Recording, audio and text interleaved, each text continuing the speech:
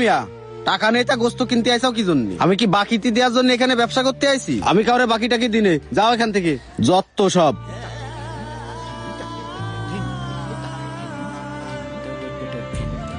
এইগুলোর খালি মাগনা খাওয়ার ধান্দা, সবই বুঝি আমি। আহারে 1 কেজি গোস্তের জন্য এত বাজে ব্যবহার করতেছে। এই যাও এখান থেকে যাও।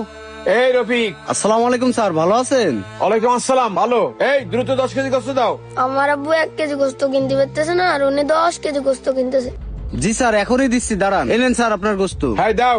আচ্ছা ঠিক আছে, এখন আমার কাছে টাকা নেই, পরে আমি দিয়ে দেবা। ঠিক আছে? স্যার কোনো সমস্যা নেই, আপনার যখন খুশি আপনি টাকা দিয়ে যান। যান স্যার, কোনো সমস্যা নেই। আচ্ছা থাকা দালি, গেলাম। আচ্ছা স্যার, আল্লাহ হাফেজ। এই তোরা এখনো দাঁড়ায় রয়েছিস, গেলি না এখান থেকে? ভাই, আপনি নাকি গোস্ত বাকি দেন না, আমারে 1 কেজি দিলেন না, ওনারে 10 কেজি দিয়ে দিলেন। এই আমি কারে বাকি দেবো না দেবো তোমার কাছ থেকে শুনে দিতে হবে নাকি? আমি সবাইরে বাকি দিনে, যার কাছে টাকা আছে আমি তারই বাকি দিই। টাকার জন্য আমার আব্বুর এত বাজে কথা শুনতে হচ্ছে।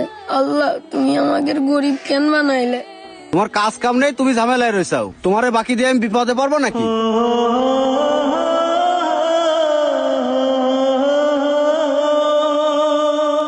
আব্বু, আমি গোস্ত খাবো না, তুমি চলো। চল বাবা চল। টাকা নেই আবার গোস্ত কিনতে আইছে।